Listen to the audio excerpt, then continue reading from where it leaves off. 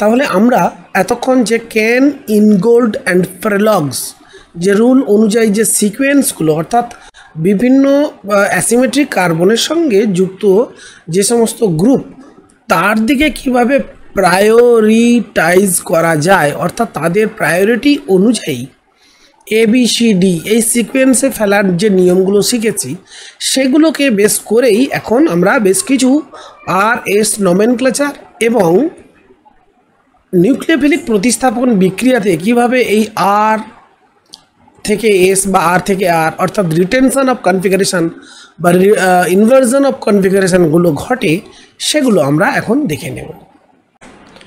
আচ্ছা, গত লেসনে আমরা আলোচনা করেছি যে দেখো যদি SN2 বিক্রিয়া হয় না, SN2 বিক্রিয়ার ক্ষেত্রে যদি সাবস্ট্রেট আমরা বলেছি যদি আলোকীয়ভাবে সক্রিয় হয়, যেমন একটা উদাহরণ দিয়েছিলাম ধরো R2 ক্লোরোবিউটেন, অর্থাৎ এই এর ক্ষেত্রে R2 ক্লোরোবিউটেন এই যৌগর ক্ষেত্রে যদি SN2 রিয়াকশান হয় R2 CHLO RO 2 ক্লোরোবিউটেন, তাহলে SN2 রিয়াকশানের পরে আমরা যদি সোডিয়ামকে হাইড্রোক্সাইডের জলীয় দ্রবণ দিয়ে রিয়াকশানটা করাই তাহলে সিম্পলি কী তৈরি হয়েছিল না S2 ক্লোরো বিউটানল। এখন এই যে RS এগুলো কি, এই ত্রিমাত্রিকভাবে এই যে নামকরণ করা এর প্রয়োজনীয়তাই বা কী, এই নিয়েই হলো আজকের আলোচনা। আবার SN1 বিক্রিয়ার ক্ষেত্রে তোমরা পড়েছিলে রিটেনশন অফ কনফিগারেশন, অর্থাৎ R2 ক্লোরোবিউটেন সেটা থাকবে আর সেটা তৈরি হবে R2 ক্লোরোবিউটানল, আরই থাকছে কেন, তো এইগুলো বোঝার জন্যই কিন্তু আজকের আলোচনা। কিন্তু এই SN1 এবং SN2 রিয়াকশানে এই ত্রিমাত্রিক রসায়ন বুঝতে হলে প্রথমেই আমাদের বেশ কতগুলি টার্ম জেনে নিতে হবে, বেশ কতগুলো জিনিস আমাদের বুঝে নিতে হবে। তো প্রথম আমরা যেটা আলোচনা করব সেটা দেখো, সেটা হচ্ছে সমতল সমবর্তিত আলোক, plane polarised light, plane polarised light. দেখো সাধারণ যে আলোক তোমরা পড়েছো যেটা ভিজিবল তার রেঞ্জ হচ্ছে দেখো 4000 যদি অ্যাংস্ট্রম ইউনিটে বলি থেকে প্রায় 8000 অ্যাংস্ট্রম। তো এই রেঞ্জে আমরা জানি PIB GYOR অর্থাৎ এই সমস্ত কালার্সগুলো আমরা দেখতে পাই যাদের প্রত্যেকের কিন্তু তরঙ্গ দৈর্ঘ্য আলাদা। এখন তোমরা একাদশ শ্রেণীতে ফিজিক্সের অপটিক্স যখন পড়েছো বা দ্বাদশ শ্রেণীতে আরও ডিটেলস পড়ছো সেখানে দেখো তোমরা জানো যে আলো আসলে এই যে আমাদের সাধারণ ক্লাস 10-এর ধারণা ছিল না সরল রৈখিক পথে চলে, এটা একদম সঠিক, কিন্তু সেখানে আলোর কিন্তু দ্বিমাত্রিক ধারণাই বলা হয়েছিল, একমাত্রিক ধারণা মানে সিম্পলি একটা তলে এগোই। কিন্তু ক্লাস 11-এ আমরা যখন পড়ছি সেখানে আমাদের জানবো যে আলো আসলে একটা তরঙ্গ ওয়েব, এবং এই ওয়েবের প্রোপাগেশনটা টু এনি ডিরেকশন 360 ডিগ্রি, অর্থাৎ আলোর তরঙ্গটা বিভিন্ন দিকে যায় 360 ডিগ্রি অ্যাঙ্গেলে, যে কোনো অ্যাঙ্গেল হতে পারে 1 ডিগ্রি 2 ডিগ্রি, মানে কোনো একটা যদি আমরা রেফারেন্স ফ্রেম ধরি, ধরো এইটা যদি আমরা রেফারেন্স ফ্রেম ধরি এর সাপেক্ষে 1 ডিগ্রি অ্যাঙ্গেলেও যেতে পারে, 2 ডিগ্রি, 1.5 হোয়াট এভার, অসংখ্য তলে আলো আসলে অগ্রসর হয়। এখন এই আলো যে বহু তলে অনুকম্পিত হয় মানে অনুকম্পিত হওয়ার কারণে সৃষ্টি হয়, অ্যাকচুয়ালি আমরা জানি কি ম্যাগনেটিক ফিল্ড আর ইলেকট্রিক ফিল্ড, দুটো ফিল্ড ম্যাগনেটিক ফিল্ড দুজনের কম্বিনেশনে তৈরি হচ্ছে লাইট। তো এই অনুকম্পনটা ইলেকট্রিক ফিল্ড বা ম্যাগনেটিক ফিল্ডের যে অনুকম্পা তার থেকেই তো তৈরি হচ্ছে লাইট। তো এটা বিভিন্ন তলে হতে পারে, অবভিয়াসলি লাইটের প্রপাগেশন যে কোনো তলে হতে পারে।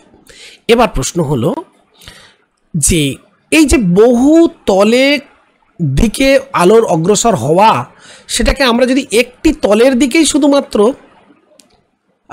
করতে চাই, অর্থাৎ বিভিন্ন তলের মধ্য দিয়ে আলোর অগ্রসর না ঘটিয়ে শুধুমাত্র একটি তলের দিকে, ধরে নাও এই যে এক অক্ষ এর ওপর দিক নিচের দিক, এইভাবে মানে অ্যাকচুয়ালি আলোটাকে আমরা মুভ করতে চাইছি, তাহলে কি হবে না আলো বিভিন্ন তলে আসবে, তার মাঝখানে একটা নিকল প্রিজম দেব, এটা এক ধরনের বিশেষ প্রিজম তোমরা ফিজিক্সে পড়েছো। এ শুধু কি করবে একটি তলেই খালি আলোটাকে কি করবে অ্যাডভান্সড বা অগ্রসর হতে দেবে, যেটা এই যে এই রেখার সঙ্গে অবিলম্বভাবে দেখানো হয়েছে। অর্থাৎ সিম্পলি আমরা এই যে পেজের যে তল, পেজটাকে যদি বলি আলোর, আমরা এই যে পেজটা আমরা দেখছি সেই পেজটা যদি একটা তল ভাবি, সেই তলের ওপর নিচ বরাবর যদি আলোর অ্যাডভান্সমেন্টটা আমরা ধরি বা অগ্রসরটা ধরি, তাহলে একটি তলে আলোর যে অনুকম্পন, আলোকের যে এই যে অগ্রসর হয়ে যাওয়া, এটাকেই বলা হচ্ছে আলোর সমাবর্তন। কি বলবো এটাকে? Plane polarised light. কি বলবো? আলোকের সমাবর্তন বলবো এই ঘটনাটাকে, আলোর পোলারাইজেশন বলবো। এই যে একটি তলে আসা, এই পোলারাইজেশনটা যেহেতু প্লেনে ঘটছে, পোলারাইজেশন, তো এটাকে এবং এই আলোটা যেহেতু একটা তলে আসছে, এই জন্য এটাকে নাম দিচ্ছি প্লেন পোলারাইজড লাইট, বা বাংলায় আমরা বলি সমতল সমবর্তিত আলোক। সমবর্তনের ফলে তৈরি, সেই জন্য এটাকে অ্যাডজেক্টিভ করা হচ্ছে সমবর্তিত। প্লেনে পোলারাইজড হচ্ছে লাইটটা, তো এটা হলো প্লেন পোলারাইজড লাইট। প্রশ্ন হলো এটা আমার জেনে কী লাভ? দেখো খুব নিয়ারলি আমরা এটা আলোচনা করব যে আসলে এই সমবর্তিত আলো, সমতল সমবর্তিত আলো আসলে এর তলটাকে মানে যে কোনো অ্যাঙ্গেলে এটাকে কি করতে পারে?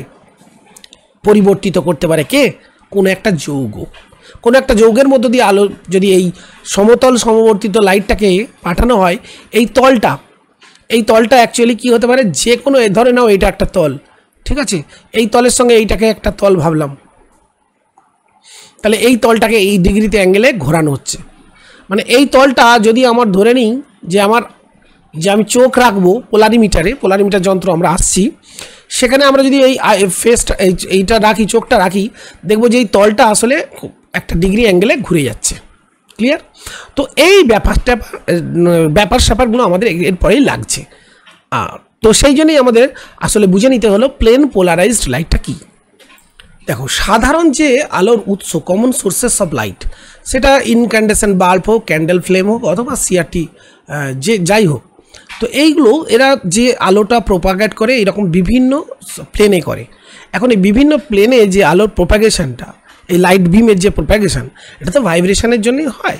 তো যদি একটা নির্দিষ্ট দিকে ভাইব্রেশনটা হয়, light beam which has vibration in only one plane, that is called polarised light. তো এটা আমরা দেখছি যে কি, এটা 360 ডিগ্রি অ্যাঙ্গেলে যে কোনো প্লেন বরাবর রোটেশনটা হচ্ছে। এখন আমরা এটাকে নিয়ন্ত্রিত করতে পারি, কোনো একটি নির্দিষ্ট দিকে এই প্রোপাগেশনটাকে নিকল প্রিজমের মাধ্যমে কি করতে পারি? কন্ট্রোল করতে পারি। কোনো একটা বিশেষ তলে আমার আলোটা প্রোপাগেট হবে, কোন অগ্রসর হবে আলোর তলটা, তো সেটা করার জন্য কি করা হয়? একটা প্রিজম ব্যবহার করা হয়। তো সেই প্রিজমের মধ্য দিয়ে চালনা করলে সে কী হবে? আলোটাকে কী করবে? একটা নির্দিষ্ট তলেতেই ভাইব্রেশনটা করবে। Vibrations in the plane of the paper আমরা যদি ধরি, আর vibration in the direction perpendicular to the plane of the paper, তাহলে সেটাই হচ্ছে পোলারাইজেশন অফ লাইট। তো পোলারাইজেশন অফ লাইট আমরা এইভাবে দেখিয়ে নেব। দেখো, এটা হচ্ছে আমার আনপোলারাইজড লাইট, ঠিক আছে। যখন নিকল প্রিজমের মধ্যে দিয়ে যাচ্ছে, দেখো এটা পোলারাইজড হয়ে যাচ্ছে। ক্লিয়ার না? এটাকে তখন আমরা নাম দিচ্ছি পোলারাইজার। এবার আমরা একটা ডেফিনেশন বুঝে নেব যে আলোক সক্রিয়তা বিষয়টা কি। অপটিক্যাল অ্যাক্টিভিটি বলছে যেসব যৌগের মধ্য দিয়ে এরকম সমতল সমবর্তিত আলোক যদি পাঠানো হয়, মানে যে আলো অ্যাকচুয়ালি একটা তলেই অগ্রসর হবে, তখন বলছে আলোর যে সমাবর্তন তল, প্লেন অফ পোলারাইজেশন, সেটাকে কি করবে না, ওই আলোকের সমাবর্তন তলের একটা আবর্তন ঘটাবে একটা নির্দিষ্ট দিকে। সেটা হতে পারে ক্লকওয়াইজ, হতে পারে অ্যান্টি ক্লকওয়াইজ। তো এই আবর্তন বা রোটেশন ঘটবে, একটা তল ধীরে ধীরে কী হবে? বামাবর্তী অথবা ডান দক্ষিণাবর্তী। এই ঘটনাটাকে বলা হচ্ছে মানে কি অপটিক্যাল রোটেশন। আর এই অপটিক্যাল রোটেশন যারা করে তাদেরকে বলা হচ্ছে আলোক সক্রিয় যৌগ। আর এই যৌগের এই বিশেষ ধর্মকেই বলা হচ্ছে আলোক সক্রিয়তা। তাহলে এসো আমরা একটা চিত্রের মাধ্যমে বিষয়টা বুঝে নিই। তোমরা দেখতে পাচ্ছ একটা ছবি, এই ছবিতে পরিষ্কার দেখানো হচ্ছে একটা আলোর উৎস। এটাকে আমরা বলি কি? এটাকে আমরা বলি আলোর উৎস, একবর্ণী মোনোক্রোম্যাটিক লাইট। একবর্ণী মানে কোনো একটা বিশেষ ওয়েভলেংথের যে লিমিট, আমি ধরে নিচ্ছি এটা যদি ইয়েলো বা রেড লাইট হয়, তার একটা নির্দিষ্ট কী আছে? ওয়েভলেংথ আছে। সেই সেই যে লিমিট, মানে একটা কোনো ধরো আমি বললাম 6809 অ্যাংস্ট্রম, এটা হচ্ছে একটি মাত্র তরঙ্গ দৈর্ঘ্যের, কিন্তু একটি মাত্র তরঙ্গ দৈর্ঘ্যের আলো উৎপন্ন করা মুশকিল। কি করতে পারি আমরা 6800 থেকে 7500 এই লিমিটের আলো ওয়েভলেংথের লাইটগুলো আমরা পাঠাতে পারি। তো এর কালার যদি রেড হয় তাহলে আমরা সেটাকে বলবো একবর্ণী আলো। তো এই লিমিটেড আলো বিভিন্ন ওয়েভলেংথের লাইট যদি আমরা পাঠাই একবর্ণী আলো, সেটা তো বিভিন্ন দিকে প্রোপাগেট করে, বাট নিকল প্রিজমের মধ্য দিয়ে সেটা পোলারাইজড হয়ে গেল। এই পোলারাইজেশনের ফলে একটা তলে, এবার এটা হচ্ছে পোলারিমিটার। এই পোলারিমিটারের মধ্যে কি করা হচ্ছে না, কোনো একটা বিশেষ যৌগ দেওয়া হচ্ছে যে যৌগের আলোক সক্রিয়তা আছে। মানে কি, সেই যৌগের আলোক সক্রিয়তা আছে কেন বলছি না, দেখো সেই যৌগ দেওয়ার ফলে দেখা যাচ্ছে যে এই যে আলোটা একটা নির্দিষ্ট তলে, দেখো এখানে আমরা দেখাচ্ছি এই যে নির্দিষ্ট তলে যে কি করছিল না, সে যে প্লেনটা আমার তো অ্যাকচুয়ালি অগ্রসর হওয়া উচিত এইভাবে তো আমার অগ্রসর হওয়া উচিত, ঠিক আছে। তো অ্যানালাইজারের পরে আমরা দেখছি সেই প্লেন সেটা এইভাবে না এসে, সোজা না এসে অ্যাকচুয়ালি কী হচ্ছে, এইভাবে বেঁকে গেছে। মানে কিছুটা এই আমার আসা উচিত ছিল কি সোজা, আমার আসা উচিত ছিল এরকম সোজা। আমি সোজাটাকে একটু দেখাই ভালো করে, এটা বেঁকে যাচ্ছে, এটা আঁকাটা হচ্ছে না, এটাকে সোজা আঁকি আগে।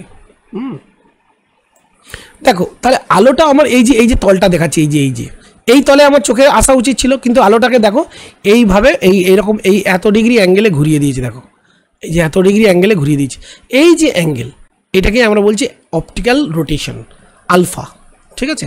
তাহলে আলফা কোণে কি হচ্ছে, আলোর যে সমাবর্তন তলটাকে সেটাকে রোটেট করে দিচ্ছে।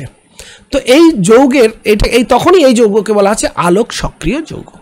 আশা করি বিষয়টা ক্লিয়ার হলো না। নেক্সট, এখন যদি এই আলোর প্লেন পোলারাইজ লাইটের যে প্লেনটা, সেই প্লেনটা যদি ক্লকওয়াইজ, মানে এখানে দেখানো হচ্ছে ক্লকওয়াইজ, যদি ক্লকওয়াইজ রোটেশনটা হয় না, তো সেটাকে আমরা বলবো কি দক্ষিণাবর্তী, অর্থাৎ ডেক্সট্রো রোটেটরি কম্পাউন্ড। যে সমাবর্তন তলকে, মানে দর্শকের সাপেক্ষে অবশ্যই, আমরা যদি এটাকে যদি একটা রেফারেন্স ধরি, এটাকে যদি রেফারেন্স ধরি, এর সাপেক্ষে যদি ক্লকওয়াইজ করে সেটাকে আমরা বলবো ডেক্সট্রো রোটেটরি। তখন আমরা সেটাকে ডি সাইন দিয়ে চিহ্নিত করব, অথবা প্লাস সাইন দিতে পারি, ডি সাইন অথবা প্লাস। আর ডেক্সটার কথার অর্থ কি, দক্ষিণ, ডেক্সটার একটা ল্যাটিন শব্দ, DEXTER, ডেক্সটার, এটা ডানাবর্তী। আর বামাবর্তী কখন হবে, লেভোরোটেটারি কখন হবে না, যদি দেখা যায় যে এই আলোর সমাবর্তন তলটাকে বাম দিকে, অর্থাৎ ঘড়ির কাঁটার উল্টো দিকে ঘোরাচ্ছে, তখন সেটাকে আমরা বলবো কি লেভোরোটেটারি। লেভস, LAEVUS, লেভস এর কথার অর্থ হচ্ছে লেফট অর বাম। তখন সেটাকে আমরা এল মানে দিয়ে চিহ্নিত করব, অথবা মাইনাস চিহ্ন দিয়ে সেই তার ঘূর্ণনটাকে বোঝাবো। তাহলে আলফা ইজিক্যাল টু যখন আমরা বলবো ডি, তখন সেটা ডেক্সট্রো রোটেটরি। যখন আলফা ভ্যালুটা লিখবো এল দিয়ে, সেটা তখন হবে লেভোরোটেটরি। বা প্লাস দিয়েও লিখতে পারি আলফা, মাইনাস দিয়েও লিখতে পারি। প্লাস দিয়ে হলে ডেক্সট্রো রোটেটরি, আর মাইনাস দিয়ে হলে লেভোরোটেটরি। আচ্ছা, এবার যে টার্মটা আমরা বুঝে নেব, মানে আলোক সক্রিয়তা বুঝতে গেলে বা নিউক্লিওফিলিক প্রতিস্থাপন বিক্রিয়ার যে ত্রিমাত্রিক রসায়ন বুঝতে গেলে এই টার্মগুলোকে আমাদেরকে আগে জেনে নিতে হবে। তো এরপর যেটা আমরা বুঝবো সেটা হচ্ছে, দেখো অপ্রতিসম অণু বা অ্যাসিমেট্রিক মলিকুল এবং প্রতিসম অণু বা সিমেট্রিক মলিকুল। এখন দেখো এই যে উদাহরণটা তোমরা দেখছো না, এখানে দেখো এই কার্বনটাকে একটু লক্ষ্য করো, এটা অবভিয়াসলি আমরা জানি sp3 সংকরায়িত একটা, আর এটাও তাই। কিন্তু এই যৌগে লক্ষ্য করো, এই যে হ্যালো অ্যালকেন যৌগ না, এইটা আমার হচ্ছে লিভিং গ্রুপ, বাদে বাকি যে গ্রুপগুলো আছে না, সেগুলো প্রত্যেকটা দেখো ডিফারেন্ট নয়। এর মধ্যে এইটা হচ্ছে কি, আর এইটা হচ্ছে কমন। এর ক্ষেত্রেও তাই, দেখো একই যৌগ, তাই না, একই যৌগ। তো এর ক্ষেত্রে দুটো যৌগই একই দেখতে, কিন্তু জাস্ট আমি এরপরে দেখো এটাকে রোটেট করে চেঞ্জ করে দিচ্ছি। সেক্ষেত্রে দেখো এই যাই হোক প্রথম যৌগে দেখো কার্বনে 4টে ডিফারেন্ট গ্রুপ, ABCD। আমরা যদি ঠিক করে প্রায়োরিটি অর্ডার বলি, A B, এটাও B, এটা C, নো D, তাহলে 4টে ডিফারেন্ট গ্রুপ নেই। সেক্ষেত্রে এই কার্বনটাকে আমরা বলবো অ্যাসিমেট্রিক কার্বন, এবং এই অণুটাকে বলবো অ্যাসিমেট্রিক অণু। স্টিরিওজেনিক সেন্টারও বলতে পারো, এটাকে আমরা কি বলতে পারি, স্টিরিওজেনিক কার্বনও বলতে পারি। এই কার্বনটাকে স্টিরিওজেনিক কার্বন সেন্টারও বলতে পারি, স্টিরিও সেন্টারও বলে অনেকে। ঠিক আছে, আরেকটা উদাহরণ দেখাচ্ছি। দেখো তো পাশের যৌগতে দেখো কার্বনের সঙ্গে কিন্তু 4টে ডিফারেন্ট গ্রুপ আমরা দেখছি, তাই না? 4টে ডিফারেন্ট গ্রুপ থাকার কারণে কি হবে, তো এখানে এইটা হচ্ছে তো আমার sp3 সংকরায়িত কার্বন, তাই না? এবার এই sp3 সংকরায়িত কার্বন, sp3 লিখে দেওয়া উচিত এখানে, এই কার্বনে 3টা আমাকে লিখতে হবে, তাই না? হ্যাঁ, sp3। এবার দেখো এই sp3 সংকরায়িত কার্বনে আমরা দেখতে পাচ্ছি, দেখো এই গ্রুপটা আমরা যদি বলি a, ও আচ্ছা আচ্ছা, তাহলে দেখো হ্যাঁ এই যে এইটা হচ্ছে আমার sp3 কার্বন, sp3। তো এই কার্বনটা লক্ষ্য করো, এটা যদি হয় আমার এ গ্রুপ, মানে এর প্রায়োরিটি যদি এ বলি, প্রায়োরিটিটা কি বা ক্রমটা কি, প্রাধান্যের ক্রম, এটা আমরা পরে আসছি। তো ধরে নাও এটা একটা আলাদা গ্রুপ, তাই এটাকে আমরা বি বলছি, এটা একটা আলাদা গ্রুপ, এটাকে সি বলছি, এটাকে ডি বলছি। দেখো 4টে ডিফারেন্ট গ্রুপ যুক্ত। তো এখন এরকম 4টে ডিফারেন্ট গ্রুপ যখন যুক্ত হবে, সেটা এই কার্বনটাকে আমরা বলবো কি, তখন এটাকে বলবো স্টিরিও সেন্টার বা স্টিরিওজেনিক কার্বন বা অ্যাসিমেট্রিক কার্বনও বলতে পারি। এখন প্রসঙ্গক্রমে এটা বলে রাখা ভালো যে দেখো কোনো যৌগে এই যে স্টিরিওজেনিক সেন্টার, এটা একাধিক হতে পারে। কাজেই যখন একটি স্টিরিওজেনিক সেন্টার যুক্ত যৌগ হবে, সেক্ষেত্রে আমরা এটা দেখেই বলে দিতে পারি যে সেটা আসলে প্রতিসম না অপ্রতিসম। কিন্তু একাধিক যখন স্টিরিওজেনিক কেন্দ্র থাকবে বা অ্যাসিমেট্রিক কার্বন থাকবে, অর্থাৎ এই কার্বন যদি একাধিক হয়, যেমন একটা উদাহরণ দিই, CH3C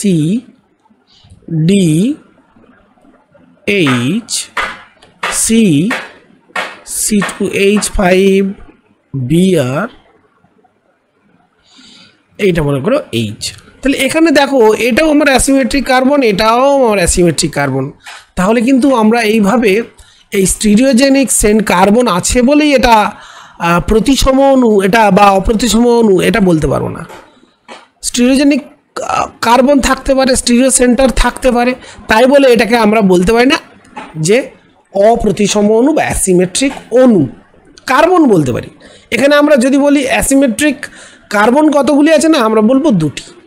তাই বলে এই অণুটা যে অ্যাসিমেট্রিক অর্থাৎ অপ্রতিসম অণু এটা বলা যেতে পারে না, প্রতিসম হয়ে যেতে পারে। তো তার জন্য কি হচ্ছে, তার জন্য আমাদের আর কয়েকটা এলিমেন্ট জানতে হবে, আর কতগুলো মানে প্রয়োজনীয় কতগুলো শর্ত আমাদের জেনে নিতে হবে। যে কি প্রয়োজনীয় শর্ত আসলে কোনো যৌগ সে কাইরাল অর্থাৎ আলোক সক্রিয় কিংবা আলোক সক্রিয় নয়, সেটা নির্ধারণ করবে।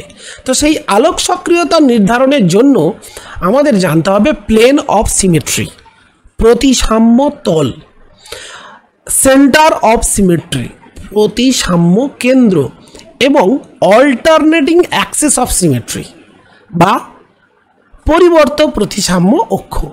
যদি এই 3টি উপাদান কোনো যৌগে না থাকে, তখন সেটা বলবো অপ্রতিসম অণু, আর যদি থাকে তখন সেটা হবে প্রতিসম অণু। আমরা কতগুলি উদাহরণ দিয়ে বিষয়টা জেনে নেব। আচ্ছা, তোমরা দেখো ছবিতে একটা বাটারফ্লাই দেখছো, তো দেখো এর যদি মাঝখান থেকে একটা লাইন টানা হয় না, তো পরিষ্কার আমরা দেখতে পাবো যে এটা সিমেট্রিক অ্যাকচুয়ালি, হ্যাঁ সদৃশ। কিন্তু কলাটা কি সদৃশ হবে না, এই কলাটা কিন্তু সদৃশ নয়। দেখো কতগুলো যৌগ আমরা এখানে উদাহরণে দেখে নিচ্ছি, যেটা দেখে মনে হবে কি যে সিমেট্রিক বা অ্যাসিমেট্রিক, এটা আমরা কি করে বুঝবো। তো তার জন্য কতগুলো এলিমেন্টস আছে সেগুলো আমাদেরকে জানতে হবে। তো প্রথমেই আমরা যে এলিমেন্টস নিয়ে আলোচনা করব সেটা হচ্ছে প্লেন অফ সিমেট্রি। এই যৌগগুলোকে আমরা এই সিমেট্রি, 3টি সিমেট্রির মাধ্যমেই তারা আদৌ অ্যাসিমেট্রিক অর্থাৎ অপটিক্যালি অ্যাক্টিভ বা অপটিক্যালি ইনঅ্যাক্টিভ সেগুলো আমরা জেনে নিতে পারবো।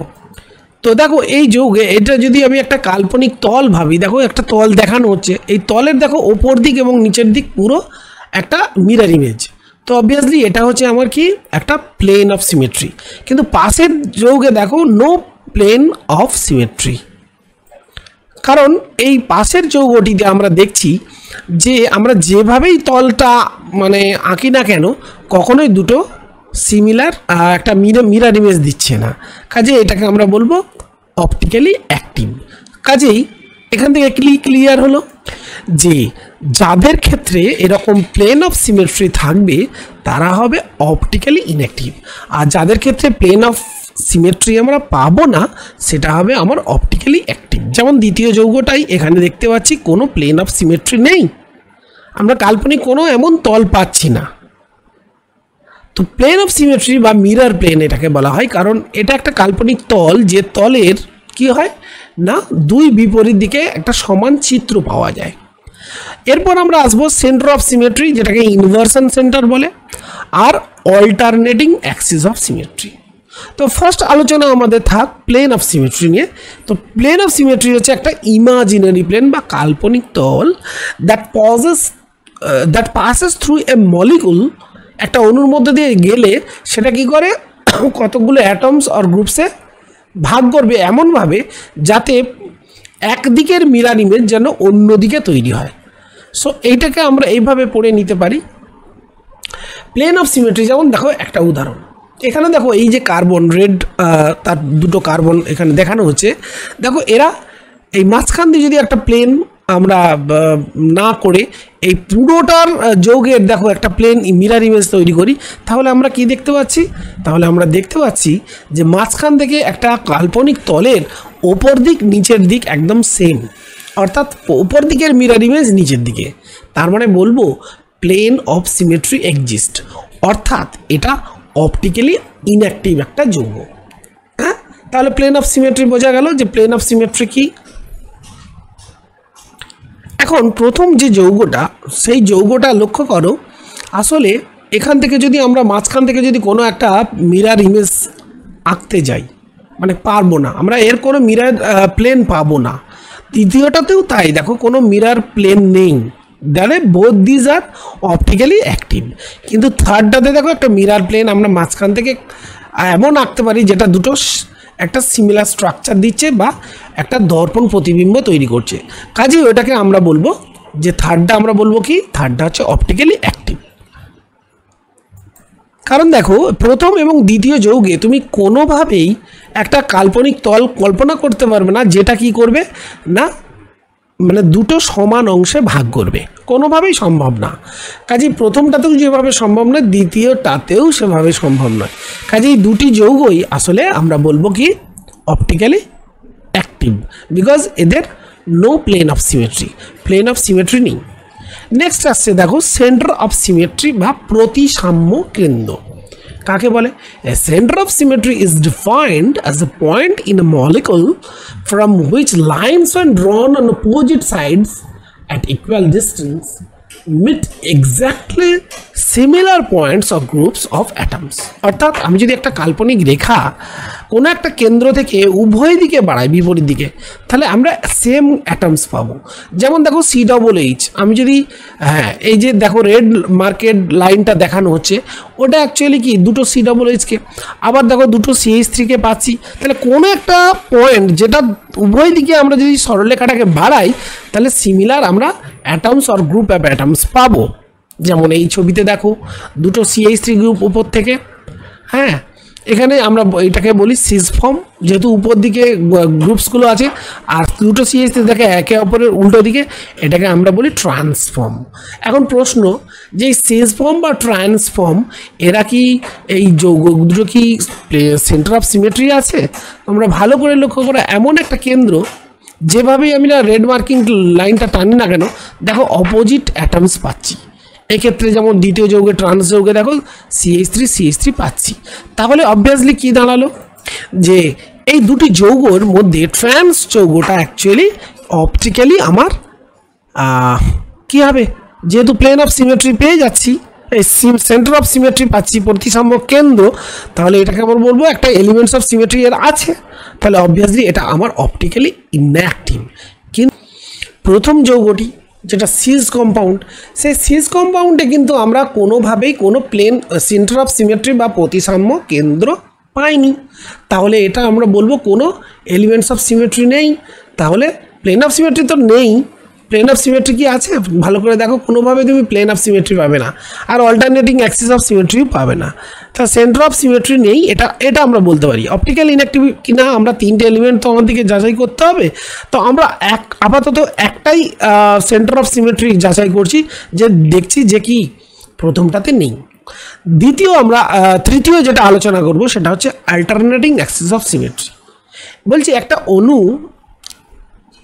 তার মধ্যে এনফোল্ড অল্টারনেটিং অ্যাক্সিস অফ সিমেট্রি থাকতে পারে যদি on rotating through N angle 360 degree কোণে যদি আমরা রোটেট করতে থাকি, 90 ডিগ্রি, 100 ডিগ্রি, 180 ডিগ্রি, 270, এবং ফলোড বাই রিফ্লেকশন, এবং প্রত্যেক ক্ষেত্রে আমরা যদি একটা তার মিরর ইমেজ তৈরি করি, তাহলে রেজাল্টিং যে মলিকুলটা তৈরি হবে না, সেটা কি হবে ভালো করে লক্ষ্য করো। তো উদাহরণটা কি বলছি, যে আমি একটা মলিকুল নেব, মলিকুলের 360/n ফোল্ড একটা রোটেশন দেব, তার ফলে একটা ধরো বিযৌগ হলো। এবার এই বিযৌগের আমি কি করব, একটা বিযৌগের যে অ্যাক্সিস, সেই অ্যাক্সিসের ঠিক পারপেন্ডিকুলার একটা কি করব, পারপেন্ডিকুলার পারপেন্ডিকুলারে একটা অ্যাক্সিস ধরে বা প্লেন ধরে তার একটা মিরর ইমেজ তৈরি করব। যেমন এক্ষেত্রে দেখো বি এর ঠিক পারপেন্ডিকুলার একটা কি করছি আমরা, মিরর ইমেজ তৈরি করছি। হ্যাঁ, যে মানে বি এর যে অ্যাক্সিস তার পারপেন্ডিকুলার একটা মিরর ইমেজ তৈরি করছি। যদি এ আর সি কি হয়, এ আর সি যদি মার্চ করে যায়, মানে এ আর সি ম্যাচ করে যায়, একদম আইডেন্টিক্যাল হয়, হ্যাঁ, তাহলে কি হবে না, এ আর সি ম্যাচ করে গেলে সেটা আমরা বলবো, এটাকে বলবো কি, যে তার অল্টারনেটিং অ্যাক্সিস অফ সিমেট্রি আছে। এ ধরো একটা যৌগ, তার 360/n মানে কি, এন এর মান ধরো 2, তাহলে আমাকে 180 ডিগ্রি রোটেশন করলাম, করার ফলে আমরা যে যৌগটা পেলাম সেই যৌগের কি করব, আমরা অ্যাকচুয়ালি সেই যৌগের মিরর ইমেজ তৈরি করব। আর মিরর ইমেজের ফলে যে আমরা স্ট্রাকচারটা পাবো, সেই স্ট্রাকচার যদি এর সঙ্গে ম্যাচ করে যায়, তাহলে বলবো যে এতে 2-fold অ্যাক্সিস অফ সিমেট্রি আছে। আর যদি না ম্যাচ করে তাহলে বলবো নেই। তাহলে একটা উদাহরণ নিয়ে ব্যাপারটা একটু ক্লিয়ার করা যাক। একটা উদাহরণ দেখানো হচ্ছে, এই একটা উদাহরণ, এই যৌগে আমরা অ্যাকচুয়ালি সাইক্লোবিউটেন টাইপের স্ট্রাকচার দেখানো হচ্ছে। এই যৌগে দেখো ডট ডট ডট যে লাইনটা দেখানো হচ্ছে না, ওই লাইনটাকে আমরা অ্যাক্সিস ভাবছি, ওর সাপেক্ষে ধরো 90 ডিগ্রি রোটেশন দিচ্ছি। 90 ডিগ্রি মিনস 360/4, তার মানে 4-fold alternating axis of symmetry দেখি আছে কিনা। এবার এটাকে আমরা কি করলাম, 90 ডিগ্রি রোটেট করলে দেখো এই স্ট্রাকচারটা যেটা তৈরি হলো, এটা হলো আমার বি। এবার এই অ্যাক্সিসের ঠিক পারপেন্ডিকুলার প্লেন ধরে আমরা একটা মিরর ইমেজ তৈরি করলাম। দেখো মিরর ইমেজটা পুরো এ এবং সি, এই মিরর ইমেজ দেখো ম্যাচ করে গেছে। তাহলে এক্ষেত্রে আমরা বলবো যে এর ক্ষেত্রে actually 4-fold Axis of symmetry আছে। নেক্সট একটা এক্সাম্পল দেখো, এই যৌগে আমি ধরে নিচ্ছি ডটেড লাইনটা আমার একটা অ্যাক্সিস অফ সিমেট্রি হতে পারে। এবার আমি কি করলাম, একে ফার্স্ট 90 ডিগ্রি একটা রোটেশন দিচ্ছি। 90 ডিগ্রি মিনস 360/4, মানে 4-fold অ্যাক্সিস অফ রোটেশন দিচ্ছি। তো এর সাপেক্ষে দেখো আমি যদি 90 ডিগ্রি অ্যাঙ্গেল রোটেট করি, তাহলে কীরকম ছবিটা হবে, সেই ছবিটা এরপর আমরা এঁকে নেব। দেখো রোটেশন বাই 90 ডিগ্রি, ফার্স্ট এইভাবেই তোমরা করবে। রোটেশন বাই 90 ডিগ্রি করলে দেখো কীরকম ছবি হবে, সেটা আমরা জাস্ট সেই রোটেশনের পর যে যৌগটা তৈরি হচ্ছে আসলে সেটা আমরা এখানে চিত্রায়িত করেছি, দেখো। ওকে, এরপর এই যে যৌগটা তৈরি হলো, এর দেখো অ্যাক্সিসের ঠিক সাপেক্ষে আমরা একটা কি করলাম, পারপেন্ডিকুলার ছবি তৈরি করলাম। হ্যাঁ, বলে রাখা ভালো যে এই অ্যাক্সিস যেটা দেখানো হচ্ছে আসলে এটা অ্যাকচুয়ালি নিচের দিকে হবে। তো নিচের দিকে জায়গা নেই বলে আমি পাশে দেখাচ্ছি, কারণ অ্যাক্সিসের 90 ডিগ্রি প্লেন হতে হবে, তবে ছবিটা হবে আর কি। তো এবার ছবিটা তোমরা দেখে নাও। হ্যাঁ, অ্যাকচুয়ালি এই যেটা আমরা প্লেন টানবো সেটা অ্যাক্সিসের সঙ্গে যেন ভার্টিক্যাল হয়, তারপর মিরর ইমেজটা তৈরি করেছি, সেটা দেখো এ এবং সি এর সঙ্গে ম্যাচ করে গেছে, মানে প্রথমটার সঙ্গে ম্যাচ করেছে। সে কারণে এটাকে আমরা বলবো কি অল্টারনেটিং অ্যাক্সিস অফ সিমেট্রি আছে। আচ্ছা, এখন আমরা এটুকু সামারি আপ করে নিই। তাহলে অপ্রতিসম অণু, না, বলছে যে অণুতে প্রতিসাম্য তল অর্থাৎ প্লেন অফ সিমেট্রি, যেটাকে আমরা এই চিহ্ন দিয়ে ডেজিগনেট করি, সেন্টার অফ সিমেট্রি আই, কোনো বইয়ে দেখবে সিএন এইভাবে সিমেট্রি করছে অবলিক, এবং পরিবর্ত alternating axis of symmetry S n, এর মধ্যে কোনোটাই থাকে না, অর্থাৎ নো প্লেনস অফ সিমেট্রি, যে এলিমেন্টসগুলো বললাম তার কোনোটাই নেই, তাহলে সেটা হয়ে গেল অপ্রতিসম। আরেকটাভাবে বলতে পারা যায় যে কোনো অণু তার যদি মিরার ইমেজ আঁকি, ধরো বি, এটা একটা বি এই শেপের একটা কোনো মলিকুল, এর একটা যদি মিরের ইমেজ করি তাহলে কি হবে, দেখো দর্পণ প্রতিবিম্ব এরকম হবে। এখন এইটাকে যদি পুরোটা তুলে নিয়ে এর ওপর উপরিপাত করি, মানে এটাকে আমরা কি বলি, উপরিপাত করার চেষ্টা করি, মানে অধ্যারোপণ করি, এর ওপর নিয়ে গিয়ে বসানোর চেষ্টা করি, তাহলে দেখো হুবহু মিলবে না। দেখো এই বিটা তো এইরকম স্ট্রাকচার না, এটা কি মার্জ করবে, মানে এর ওপর মিলে যাবে, দেখতে হুবহু একই হবে না, তাহলে এটা বি এর মিরার ইমেজ অধ্যারোপণযোগ্য নয়। তাহলে সেক্ষেত্রে এটাকে আমরা বলবো অধ্যারোপণযোগ্য যদি না হয়, কার না কোনো অণু তার মিরার ইমেজ যদি অধ্যারোপণযোগ্য না হয়, তাহলে অবভিয়াসলি সেটা হয়ে গেল অপ্রতিসম। তাহলে অপ্রতিসম অণু আমরা দুভাবে বের করতে পারি।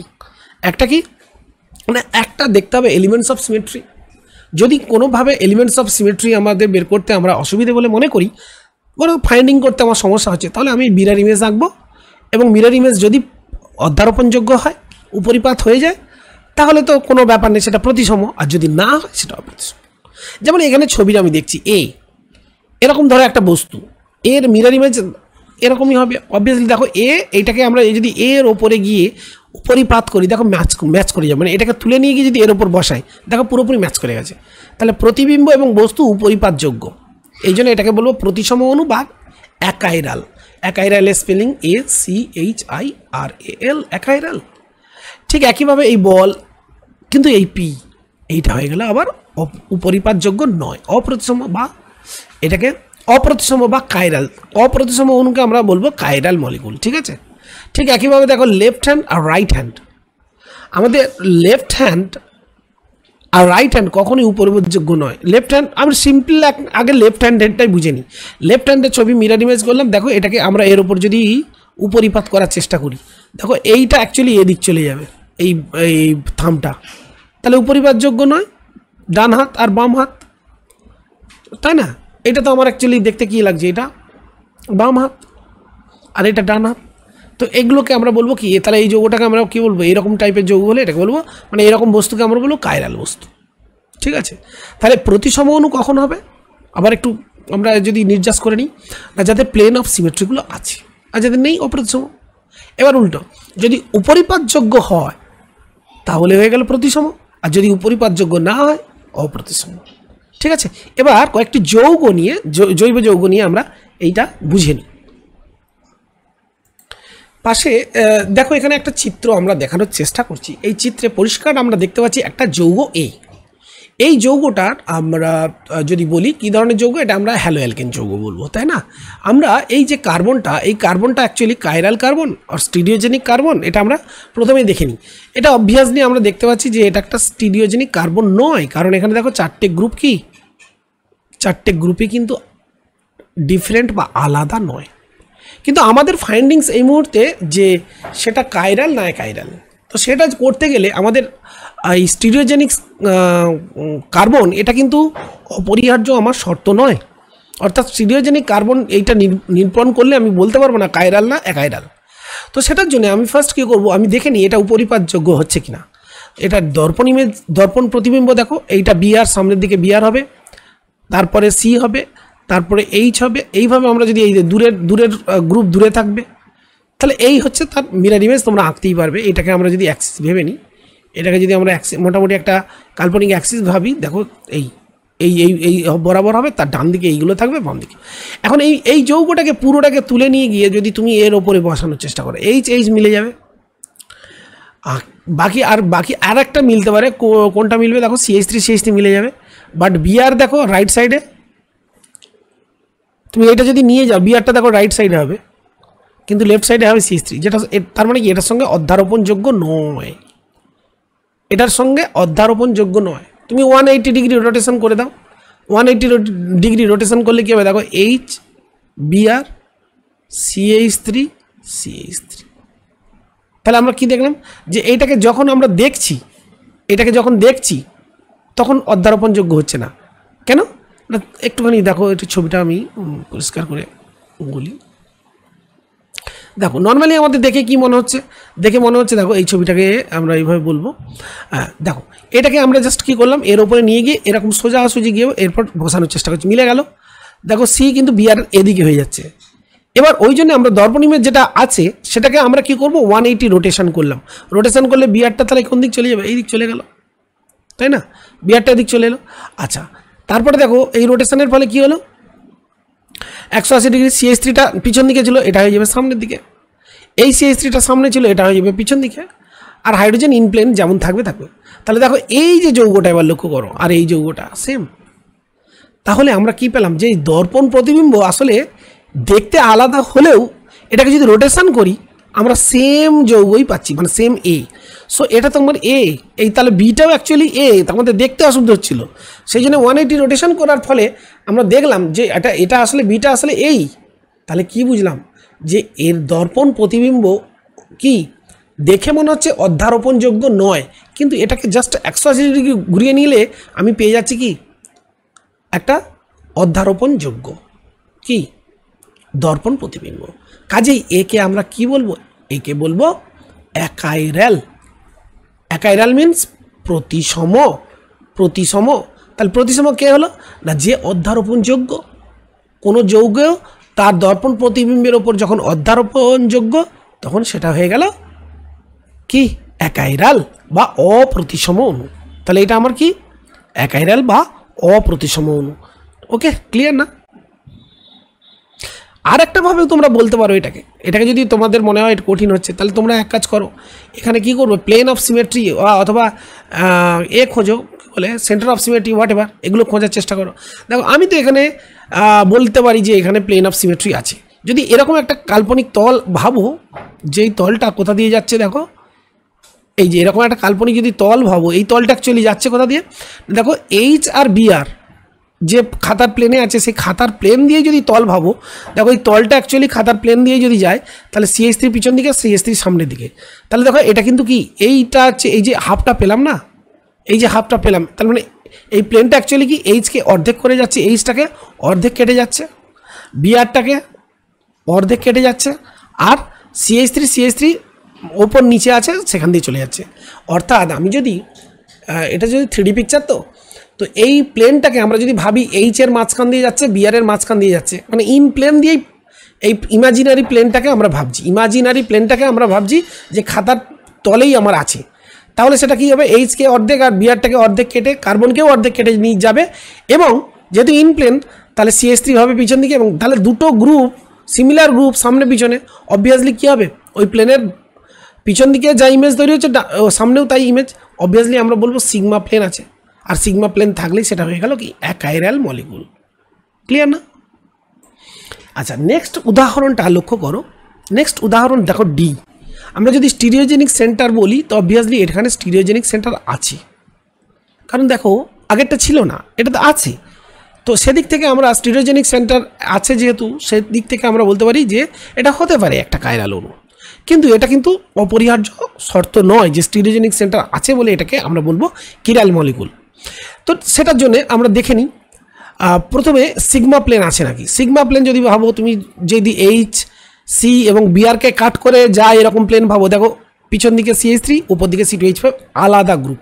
অবভিয়াসলি আমরা এখান থেকেই বলতে পারি নো সিগমা প্লেন। কিন্তু শুধু সিগমা প্লেন দিয়ে তো বিচার করলে হবে না, আবার দেখতে হবে সেন্টার অফ সিমেট্রি, আবার দেখতে হবে অল্টারনেটিং অ্যাক্সিস অফ সিমেট্রি। তো একটা তো বুঝলাম সিগমা প্লেন নেই, তাই তিনটের মধ্যে যে কোনো একটা না থাকলে সেটা কি হতে পারে, সেটা কিরাল হতে পারে, সেটা অবভিয়াসলি কিরাল মলিকুল। এখন এর থেকে মানে এলিমেন্টস অফ সিমেট্রিগুলো যদি এখন না ভেবে যদি সিম্পল দর্পণ প্রতিবিম্ব অঙ্কন করি, তাহলে ডি এটা হবে ই, দর্পণ প্রতিবিম্ব এটা হবে, তোমরা আঁকতে পারবে নিজেরা, খুব সহজ। এবার তুমি একইভাবে এটাকে ডিরেক্টলি এর ওপর অধ্যারোপণযোগ্য করো, কোনোভাবেই সম্ভব না, এইচটা মিলবে, বাকি কিচ্ছু মিলছে না। এবার এটা যে এটাই হতে পারে সেটার জন্য আমরা 180 রোটেশনটা করব, কারণ 180 রোটেশনটা হচ্ছে অ্যালাউ করা যায়, অন্য কিছু নয়। 90 ডিগ্রি 360 ডিগ্রি হবে না। 180 রোটেশন করলে আমরা মলিকুলটা একই থাকে, অর্থাৎ তার আলোকীয় গঠনটা বা অপটিক্যাল যে স্ট্রাকচার সেটা চেঞ্জ হয় না। সেই জন্য 180 ডিগ্রি পারমিসিবল এটা রোটেশন। তো এবার আমি পারমিসিবল রোটেশনে আমি 180 রোটেশন করলাম, তাহলে অবভিয়াসলি লেফটের বিয়ার রাইটে গেল, আর CH3 ছিল কি পিছনে, সেটা অবভিয়াসলি আসবে সামনে কি করে বলছো না? দেখো HC আর বিয়ার এটা হচ্ছে in plane of the paper, আর এটা হচ্ছে পিছন দিকে, এটা সামনে। এখন লক্ষ্য করো তো, এই যে ডি, এই যে এফ, এর মধ্যে কি ম্যাচ করেছে স্যার? HC বিয়ার তো ম্যাচ করে গেছে, বাট কি ম্যাচ করেনি এখানে স্যার? C2H5 তো পিছন দিকে প্লেন, মানে যে প্লেনে আমরা ভাবছি তার পিছন দিকে, আর এখানে তো গিভেন মলিকুল ডি, এটা তো C2H5 আছে স্যার সামনের দিকে, এই যে, তাহলে তো ম্যাচ করছে না। So D is not superimposable to F, so D is not identical to E. তাই আমরা বলবো যে ডি আসলে ই এর অধ্যারোপণযোগ্য নয়, মানে সুপার ইম্পোজ করছে না। তাহলে অবভিয়াসলি এটা কি হবে? কিরেয়াল মলিকুল, অর্থাৎ অপ্রতিসম অণু। নেক্সট একটা উদাহরণ আমরা দেখে নিই। দেখো এই উদাহরণে বলা হচ্ছে, দেখো যে আসলে ফিসার, এগুলো তো ক্লাস 11-এ তোমরা পড়েছো স্টিরিওকেমিস্ট্রিটা, হয়তো অনেকের প্রবলেম আছে, সেই জন্য আমি আরও ডিটেলসে এখানে আরেকবার করে দিলাম। ক্লাস 11 এগুলো আলোচিত হয়েছে। তো যাই হোক, এখানে আমি দেখো ফিসার প্রজেকশানে এই কম্পাউন্ডটা লিখেছি, তোমরা জানো ফিসার প্রজেকশানে করার নিয়মটা। তো এটা এই যে প্লাসের আকারে, একটুখানি বলে দিই, প্লাসের আকারে লিখতে হয় ফিসার প্রজেকশানকে। ধরো একটা উদাহরণ নিয়েই বলি, ধরো এটা CH3, এটা C, এটা ইন প্লেনে আছে ধরো H, আর এটা অ্যাবাভ প্লেন মনে করো OH আছে, আর বিলো দ্য প্লেন এটা মনে করো D আছে। তো তখন ফিসার কি বলেছে, কিভাবে আমরা করব না? ফিসার বলেছে যে কার্বনটা এই যে ধরো এই কার্বনটাকে অ্যাকচুয়ালি আমরা এই যোগের চিহ্নের মাঝখানে ভাববো। তাহলে দেখো আমরা যদি সামনের দিক থেকে লক্ষ্য করি, তাহলে কী হবে? CH3 আর Hটা এইটাকে যদি মুভ করি, মানে একটু ঘুরিয়ে নিই, তাহলে এটাকে আমরা এইভাবে লিখতে পারি। দেখো C অ্যাকচুয়ালি এই দিকে আমরা করলাম, এই সামনে পিছনেরটাকে না করে আমরা এইটাকে পিছন দিকে করে দিলাম। কোনটা? দেখো এইটাকে আমরা করলাম, এই যে Hটাকে আমরা করলাম প্লেনের ওপর দিকে, CH3টাকেও আমরা করলাম প্লেনের ওপর দিকে। তাহলে অবভিয়াসলি দেখো OHও পিছন দিকে চলে যাবে ওপর দিকে, আর এই ডিটাও চলে যাবে আমার পিছন দিকে।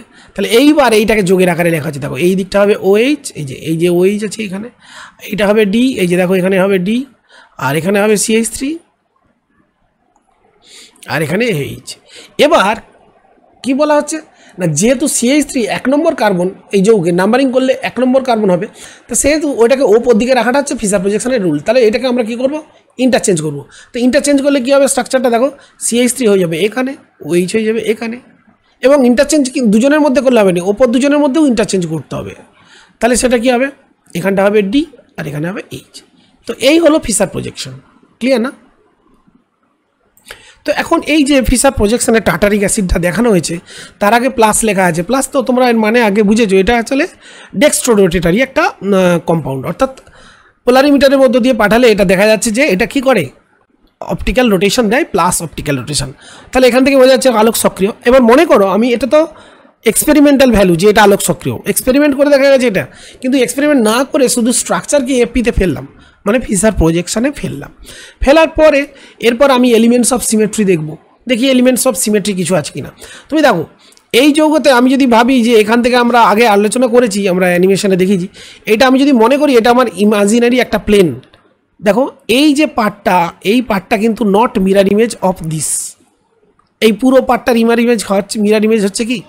তাহলে আমি যদি এবার কেউ যদি মনে করে যে স্যার এইভাবে না করে যদি কেউ এইভাবে আমরা ভাবি প্লেনটা, দেখো সেভাবেও কিন্তু বাম দিক ডান দিক মিরার ইমেজ হচ্ছে না।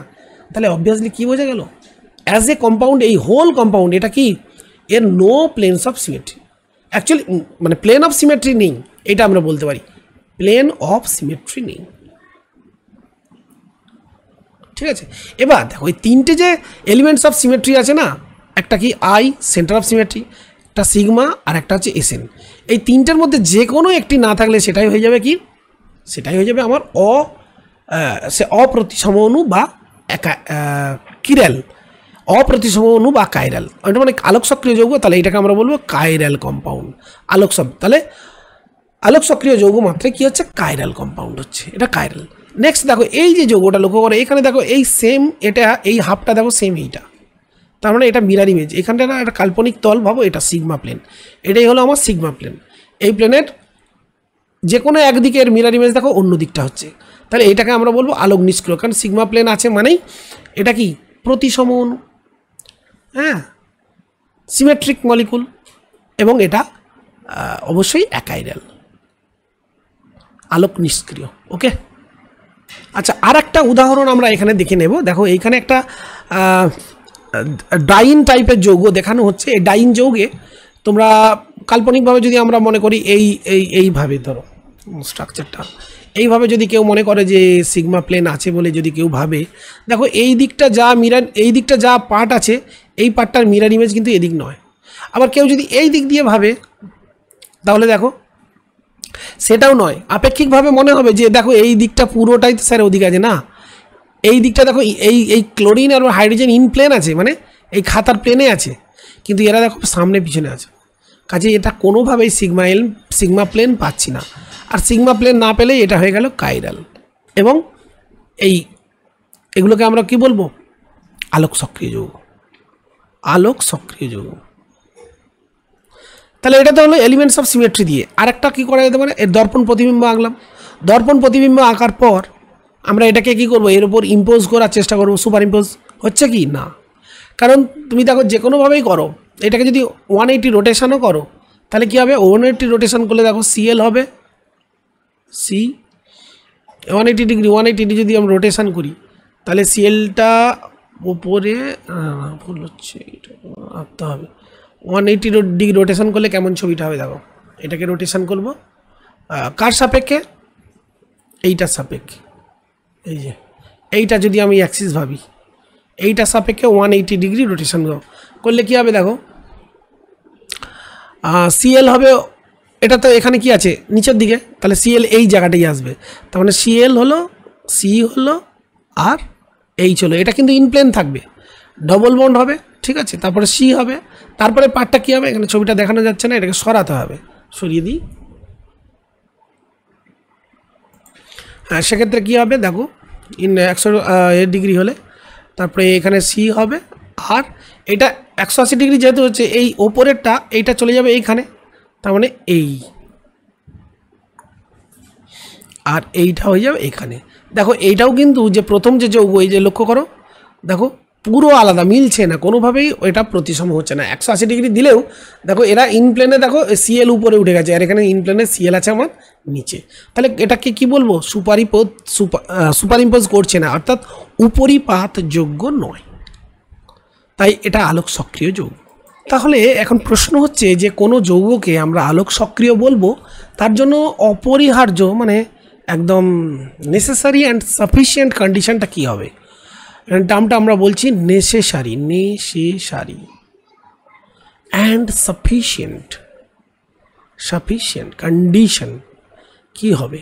তারপর প্রথম কন্ডিশন তো এটা আমরা বলবই যে যৌগটি এবং তার মিরার ইমেজ, ধরো যৌগ এ, তার মিরার ইমেজ যদি আমি বলি ধরি বি, তাহলে এ আর বি সুপার ইম্পোজ করবে না, প্রথম শর্ত, অর্থাৎ অধ্যারোপণযোগ্য হবে না। 2 নম্বর শর্ত, একটি মাত্র অ্যাসিমেট্রিক সেন্টার বা কিরাল সেন্টার থাকবে, একাধিক না, একটি মাত্র। যেমন আমি যদি এইটা বলি, এই যৌগটা অবশ্যই আলোক সক্রিয় হবে। দেখো এখানে হাইড্রোজেন আছে, এখানে ডি আছে ডয়টেরিয়াম, এটা CH3 গিয়ার, এটা কার্বন সেন্টার, একটি মাত্র। আর 3 নম্বর শর্ত আমরা বলতে পারি যে নো এলিমেন্টস অফ সিমেট্রি, কোনো প্রতিসাম্যের উপাদান থাকবে না, সিমেট্রি। ওকে, তো এই হচ্ছে 3টে। তবে স্টিরিওকেমিস্ট্রির যে এলিএলের যে বই, অত্যন্ত গুরুত্বপূর্ণ একটি বই, যে বইয়ে পরিষ্কার উল্লেখ করেছে এমন অনেক যৌগ আছে যেগুলো যাদের এলিমেন্টস অফ সিমেট্রি নেই, তথাপি তারা আলোক সক্রিয় নয়। তাহলে বলছে অপরিহার্য শর্ত হচ্ছে এটা, কোনো বস্তু তার দর্পণ প্রতিবিম্ব যদি অধ্যারোপণযোগ্য না হয়, এটাই হলো অপরিহার্য এবং সাফিসিয়েন্ট কন্ডিশন। বুঝতে পেরেছ? তাহলে এই 1 নম্বরটাই হচ্ছে সবচেয়ে গুরুত্বপূর্ণ শর্ত। Is it clear? নেক্সট, এখন আমরা এনানসিওমার এবং ডায়াস্টেডিওমার সম্বন্ধে একটু আইডিয়া বা ধারণা করে নিই।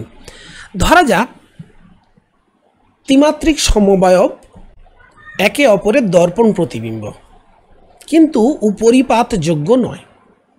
এরকম যারা যে সমবায় হবে আর কি, তার দিকে বলা হচ্ছে ইনানসিওমার। অর্থাৎ এ একটা যৌগ, বি একটা যৌগ। এই যৌগ দুটো দেখা যাচ্ছে যে এ এর দর্পণ প্রতিবিম্ব বি এর ওপর সুপার ইম্পোজ করে যাচ্ছে। তাহলে যদি সুপার ইম্পোজ করে যায় তাহলে এক কথা, সেগুলো আমরা বলবো হোমোমার। আর যদি সুপার ইম্পোজ না করে, উপরিপাতযোগ্য না হয়, তখন হয়ে গেল ইনানসিওমার। ইনানসিওমার ইংলিশ টার্মটা এই যে ENANTIOMER। যেমন দেখো এই যে ল্যাকটিক অ্যাসিড, এটাকে আমরা ফিশার প্রজেকশানে ফেলবো FPতে। এটা হচ্ছে 1 নম্বর কার্বন, ভালো করে এখানে বুঝিয়ে দিচ্ছি। এটা 2 নম্বর, অবভিয়াসলি এটা হয়ে যাবে আমার 3 নম্বর। 1 নম্বর কার্বনকে আমরা সবসময় টপে রাখবো, ফিশার প্রজেকশন নিয়ম এটা। তাহলে দেখো CH3 COOH আর Hকে আমরা যদি বলি বিলো দ্য প্লেন, কি ভার্টিক্যালি ভাববো, ভার্টিক্যালি বিলো দ্য প্লেন, খাতার পাতার। তাহলে এইটা হবে OH আর CH3 কি হবে অ্যাবাভ দ্য প্লেন। তোমরা হাতে 4টে পেন নিয়ে তোমরা এটা স্ট্রাকচারটা করে দেখে নাও। তাহলে দেখো CH3 আমার লেফটে থাকবে তোমার দিকে প্লেন থেকে ওপরে, আর OHও থাকবে প্লেন থেকে ওপরে। আর COOH আর H, এর মধ্যে C থাকবে প্লেনে, COOH থাকবে পিছন দিকে, H থাকবে প্লেন অফ দ্য পেপারের পিছন দিকে। তাহলে সেক্ষেত্রে FP হয়ে গেল। এবার আমরা যদি বলি যে এটা আমার এ যৌগ, এটা তো আমার এ যৌগ, তাহলে এটার মিরর ইমেজ করলে দেখো এখানে OH, এটা H। এখন দেখো এই যে মিরর ইমেজটা না, এটাকে আমি যদি সুপার ইম্পোজ করার চেষ্টা করি কার ওপর, বি যৌগের ওপর, তাহলে এই যে দর্পণ প্রতিবিম্ব, এটাকে যদি আমরা বলি, এটা যদি আমরা বলি বি যৌগ, এবং এই যে এ যৌগটাকে আমরা যদি সুপার ইম্পোজ করার চেষ্টা করি, দেখো এই COOH মিলবে, বাট OH CH3 মিলবে নি, H মিলবে যাবে। OH আর CH3 দেখো এটা রাইট হ্যান্ড দেখাচ্ছে, এখানে লেফট হ্যান্ড, তাহলে এরা সুপার ইম্পোজেবল নয়। তাহলে অবভিয়াসলি আলাদা মলিকুল। তাহলে এ মলিকুল আর বি মলিকুল আমরা বুঝে গেলাম আলাদা। তাহলে এ যদি প্লাস ল্যাকটিক অ্যাসিড হয়, অবভিয়াসলি বি এর রোটেশন কী হবে, উল্টো দিকে, মাইনাস ল্যাকটিক অ্যাসিড। এই রকম যাদের আলোক সক্রিয়তা দুজনেরই থাকবে তারা হচ্ছে, এবং একে অপরের দর্পণ প্রতিবিম্ব হবে, তাহলে তখন দেখা গেছে যে তাদের রোটেশনাল ভ্যালুটাও কিন্তু একে অপরের উল্টো হবে, প্লাস হলে মাইনাস। এবং এইরকম যৌগগুলোকেই বলা হচ্ছে ইনানসিওমার। এখন যদি এইটা 50% এ থাকে আর 50% যদি বি থাকে, তাহলে কী হবে বলো তো? এই যে 50% এর রোটেশন যদি হয় 30 ডিগ্রি প্লাস, 50% বি এর রোটেশন হবে -30 ডিগ্রি। এবং যেহেতু সম সংখ্যায় সমমোলে আছে, তাহলে টোটাল যে তাদের আলোক সক্রিয়তা হয়ে যাবে 0। তার মানে যে মিশ্রণ এরা 50% থাকবে না, তো সেই মিশ্রণের কোনো আলোক সক্রিয়তা আমরা দেখব না, কারণ অ্যাকচুয়ালি দুজনেই তো রোটেশন করাচ্ছে, কিন্তু বাইরে থেকে আমরা কোনো রোটেশন দেখব না। তখন এরকম মিশ্রণকে আমরা বলছি র্যাসেমিক মিক্সচার বা র্যাসেমাইজেশন, এই প্রক্রিয়াটাকে বলে। ওকে, এখন আমরা আরও কয়েকটা উদাহরণ দেখে নিই। এখানে দেখো 1 নম্বর যৌগ, এই 1 নম্বর যৌগের দর্পণ প্রতিবিম্ব হচ্ছে 2 নম্বর। তাহলে 1 নম্বর এবং 2 নম্বর যৌগ যেহেতু সুপার ইম্পোজ করছে না, তোমরা যথেষ্ট ভালো করে দেখে নাও, এটা সুপার ইম্পোজ করছে না। এই দেখো লেফট রাইটে আছে, এটা লেফটে আছে, তাহলে এটাও কিন্তু ইনানসিওমার। আবার 3 নম্বর 4 নম্বরটা লক্ষ্য করো, এর দর্পণ প্রতিবিম্ব আমরা এইভাবে এঁকে নিলাম, খাতায় আঁকবে তোমরা। আঁকার পর দেখো এটাকে সুপার ইম্পোজ করার চেষ্টা করো, পুরোটাকে তুলে এর ওপর বসানো, ঘাড়ে বসানো যাকে বলে। সিম্পলি দাঁড়ালো কি, এই যে এরা সুপার ইম্পোজেবল নয়, বাট মিরার ইমেজ। তাহলে এই দুটো মলিকুল 3 আর 4 এরাও ইনানসিওমার। কিন্তু লক্ষ্য করো 1 আর 3, এই দুটো লক্ষ্য করো 1 আর 3, দেখো এরা তো মিরার ইমেজ না। ভালো করে দেখো, মিরার ইমেজ না। আমি মাঝখানে এইটাকে আমরা যদি বন্ধ করে মাঝখানে এইটাকে যদি বাদ দিই, ভালো করে এইটাকে মনে করো, এটা মনে করো নেই মাঝখানে, 1 আর 3 রিলেট করো, দেখো এটা লেফটে আছে, মিরার ইমেজ মিলে গেল, H রাইটে আছে। কিন্তু এইটাকে Cl, তো এই যৌগে Cl কি আছে, Cl ডান দিকে আছে, আর এরও ডান দিকে আছে, এটা তো মিরার ইমেজ হতে পারে না। তার মিরর ইমেজ তো নয়, আবার সুপার ইম্পোজও করবে না, কোনোভাবেই তুমি সুপার ইম্পোজ করতে পারবে না। তাই এরকম যৌগ যারা মিরর ইমেজ না, সুপার ইম্পোজ নয়, তার দিকে নাম দেওয়া হচ্ছে ডায়াস্টিরিও আইসোমার বা আইসোমার বা সংক্ষেপে ডায়াস্টিরিওমার। ডায়াস্টিরিও আইসোমার, সংক্ষেপে ডায়াস্টিরিওমার। ওকে, আমরা অলরেডি এই আলোচনাটা করেছি যে র্যাসেমিক মিক্সার হলো তারাই যেখানে বলেছে দুই ধরনের আলোক সক্রিয় যৌগ থাকবে।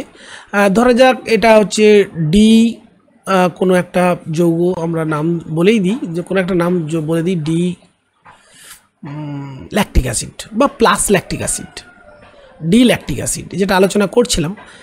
এটা যদি 50% থাকে কোনো দ্রবণে, আর তার সাথে এল ল্যাকটিক অ্যাসিড এটাও যদি থাকে 50%, তাহলে দেখো এর রোটেশন যদি প্লাস মাইনাস আলফা হয়,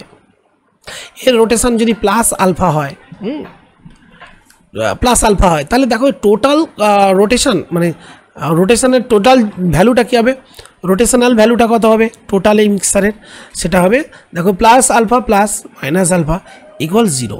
তো তখন আমরা বাইরে থেকে পোলারিমিটারে এই মিক্সারটাকে দেওয়ার পর আমরা দেখব কি আসলে এটা কোনো আলোক সক্রিয়তায় দেখাচ্ছে না, তখন আমরা এটাকে বলবো আলোক নিষ্ক্রিয় একটি মিশ্রণ। এটাকেই নাম দেওয়া হচ্ছে র্যাসেমিক মিশ্রণ, র্যাসেমিক মিক্সচার। আর এই যে পদ্ধতি, আলোক সক্রিয় কোনো যৌগের যে কোনো একটি এনানসিওমারকে উপযুক্ত শর্তে, সেটা হতে পারে আলো, তাপ ইত্যাদি, বা কোনো রাসায়নিক বিকারক ব্যবহার করে যদি তার র্যাসেমিক মিশ্রণে পরিণত করতে পারি, সেটাই হলো র্যাসেমাইজেশন। যেমন ধরো ডি গ্লুকোজকে উপযুক্ত শর্তে আমরা এটাকে তার মিশ্রণে ডি প্লাস এল একটা র্যাসেমিক মিক্সারে রূপান্তরিত করতে পারি, অর্থাৎ ডি গ্লুকোজ কনভার্টেড হবে কিছুটা পরিমাণে এল গ্লুকোজে। এবং দেখা গেছে যে ডি গ্লুকোজের স্পেসিফিক রোটেশন সেই ভ্যালুটা এই মিশ্রণের ভ্যালু থেকে পুরোপুরি পাল্টে গেছে। তো এই পদ্ধতি হচ্ছে র্যাসেমাইজেশন। তো এবার আমরা জানবো নেক্সট রিটেনশন অফ কনফিগারেশন ব্যাপারটা কি। এবার কিন্তু আমরা নিউক্লিওফিলিক প্রতিস্থাপন বিক্রিয়ার আর যে মূল পার্ট, সেই মূল পার্টে আমরা আসলে আমাদের কনসেপ্টটা বা ধারণাটাকে কাজে লাগাবো। ধরা যাক এটা একটা যৌগ, বাঁ দিকে তোমরা দেখছো সি, তার সাথে 4টে ডিফারেন্ট গ্রুপ, অবভিয়াসলি কার্বনটা আমার হচ্ছে অ্যাসিমেট্রিক কার্বন। তাহলে এই স্টিরিওজেনিক সেন্টার সি এর সাথে যে 4টে ডিফারেন্ট গ্রুপ আছে, এখন এক্সকে আমরা যদি লিভিং গ্রুপ বলি, তাহলে ওয়াই হচ্ছে আমার কি একটা নিউক্লিওফাইল, এটা হচ্ছে আমার নিউক্লিওফাইল। তাহলে দেখো নিউক্লিওফাইল যখন এখানে এন্টার করবে, অবভিয়াসলি পিছন দিক থেকে যদি এন্টার করে, যদি SN2 রিয়াকশান ধরি, এক্স মাইনাস বেরিয়ে যাবে। তাহলে সেক্ষেত্রে দেখো, সেক্ষেত্রে মাঝখানে কী হবে, সি এ বি সি, এটা একটা কার্বনিয়াম আয়ন, এটা সি একটা sp2 কার্বনে পরিণত হবে, এবং কী হবে মাঝখানে স্টেপটাই একটা বন্ড ব্রেকিং স্টেপ দেখানো হবে, এক্স মাইনাস আর ওয়াই মাইনাস সেটা ঢুকবে। তো এর ফলে কী হবে দেখো, গ্রুপ আমার ওয়াইটা যদি এদিকেই থাকে, এই দেখো এ বি সি, যদি এরকম হয়, যদি ব্যাক সাইড অ্যাটাক হয় তখন চেঞ্জ হবে, কিন্তু যদি এদিক দিয়েই নিউক্লিওফাইল ঢোকে, এক্স এদিক দিয়ে বেরিয়ে যাচ্ছে, মানে যেদিক দিয়ে এক্স বেরোচ্ছে সেদিক দিয়েই নিউক্লিওফাইল ঢোকে, তাহলে দেখো এই যে চেঞ্জ, এই যে স্টিরিওজেনিক কার্বনে 3টে গ্রুপ দেখো একই পজিশনে থাকছে, তখন এটাকে বলা হচ্ছে রিটেনশন। মানে তাদের ত্রিমাত্রিক গঠনে এ বি সি এর যে অবস্থান সেটা বদলাচ্ছে না, মানে যে ছাতা যেমন করে ধরে আছে, ছাতা ফোল্ড হচ্ছে না, উল্টে যাচ্ছে না, তেমনই আছে। এটাই হলো রিটেনশন অফ কনফিগারেশন। ধরা যাক এই স্টিরিওজেনিক কার্বনটা আমরা যদি আর নোমেনক্লেচার ডেজিগনেট করি, তোমরা পড়ে ফেলেছো আর আর এস, তো এটাও তোমার হয়ে যাবে আর, এইটাও তোমার হয়ে যাবে, এই স্টিরিওজেনিক কার্বনটা হয়ে যাবে আর। তো এটাই হলো রিটেনশন অফ কনফিগারেশন। এখানে যে উদাহরণটা দেখানো হচ্ছে দেখো, -2 মিথাইল বিউটান 1 এই যে মাইনাসটা অবশ্যই এক্সপেরিমেন্টাল একটা ভ্যালু, মানে এই স্ট্রাকচার এই কনফিগারেশন দেখে কিন্তু এই মাইনাসটা আসছে না, এই মাইনাসটা হচ্ছে পোলারিমিটারে এই যৌগটাকে দিলে পোলারিমিটার যন্ত্রে এর রোটেশনটা হবে বামাবর্তী, সেই জন্য মাইনাস। আচ্ছা, এবার এই যৌগে যখন আমরা এই সেল দিয়ে হিট করব, অবভিয়াসলি OH বন্ডটা ভাঙবে, এটা একটা নিউক্লিওফিলিক রিয়াকশন হবে SN1, যেহেতু কার্বনটা আমার 3 ডিগ্রি, দেখো 1 কার্বন 2 কার্বন 3টে কার্বনের সঙ্গে যুক্ত। তাহলে সেক্ষেত্রে দেখো আমার OH মাইনাস OHটা কী হবে, OHটা মাইনাস হবে এবং কার্বনিয়াম আয়ন হবে এবং এই কার্বনিয়াম আয়ন কি করবে, Cl মাইনাসের সঙ্গে অ্যাটাচ হয়ে CH2Cl। তো এই বিক্রিয়ার ক্ষেত্রে আমরা দেখছি, দেখো এই যে CH3H এবং C2H5 দুটো যে মানে প্রোডাক্ট এবং রিঅ্যাক্ট্যান্টে তাদের কিন্তু কনফিগারেশন বা ত্রিমাত্রিক অবস্থানটা কিন্তু একই আছে। এটাই হলো রিটেনশন অফ কনফিগারেশন। ঠিক একইভাবে আরেকটি উদাহরণ দেখাবো। এখানেও আমরা দেখছি, দেখো PH, Me এবং H এদের ত্রিমাত্রিক অবস্থান দেখো একই আছে। এটা তো আমরা জানি রিটেনশন SNI, SOCl2 সঙ্গে রিয়াকশান রিয়াকশান যখন করে, যখন পিরিডিন থাকে না তখন আমরা জানি নর্মালি কী হয়, SNI সাবস্টিটিউশন, ইন্টারনাল সাবস্টিটিউশন হয় এবং সেক্ষেত্রে OH বেরিয়ে যায়, Clটা ইন্ট্রোডিউস করে, সেদিক থেকেই সেই জন্য এটা রিটেনশন। তো এখানে দেখো কনফিগারেশন কোনো চেঞ্জ হয়নি, S থেকে AC হচ্ছে, তার মানে কিন্তু এটা বলা যায় না যে এদের রোটেশনটা একই হবে। এই S হচ্ছে কনফিগারেশন, মানে ত্রিমাত্রিক অবস্থানের জন্য এদের নামকরণ RS করা হয়, আর এই রোটেশনাল ভ্যালুটা হচ্ছে এক্সপেরিমেন্টাল। এটার সঙ্গে গুলিয়ে ফেললে হবে না যে S মানেই মাইনাস হবে আর R মানেই প্লাস হবে, এরকম কোনো সম্পর্ক নেই। অর্থাৎ কনফিগারেশনের সঙ্গে যে রোটেশনাল ভ্যালু তার কোনো আপেক্ষিক আবর্তনের মান এর কোনো সম্পর্ক নেই। তো আমরা এখানে বিক্রিয়ার ক্রিয়াকৌশলটা একটু দেখে নিই।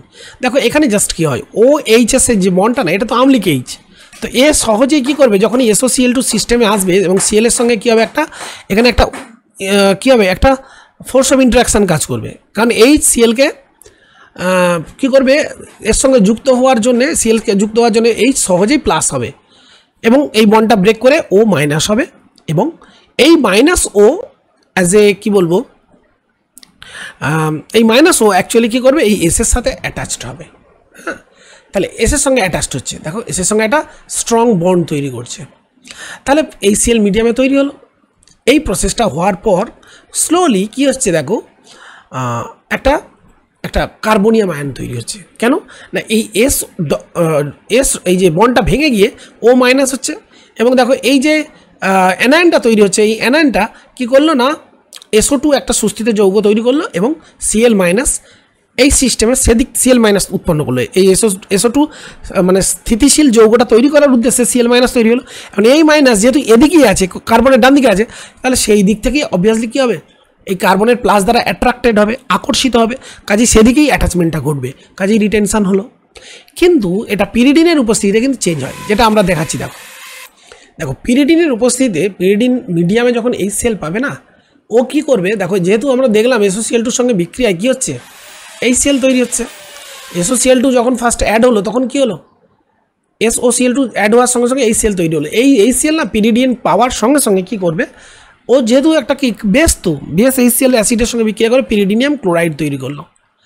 এখন এই পিরিডিনিয়াম ক্লোরাইড এর কি আছে না স্যার, একটা ক্যাটায়ন আছে আর একটা অ্যানায়ন আছে, এবং এই ক্যাটায়নটা দেখো এই পার্টটা কিন্তু, এই যে পার্টটা, এটা লার্জার একটা গ্রুপ।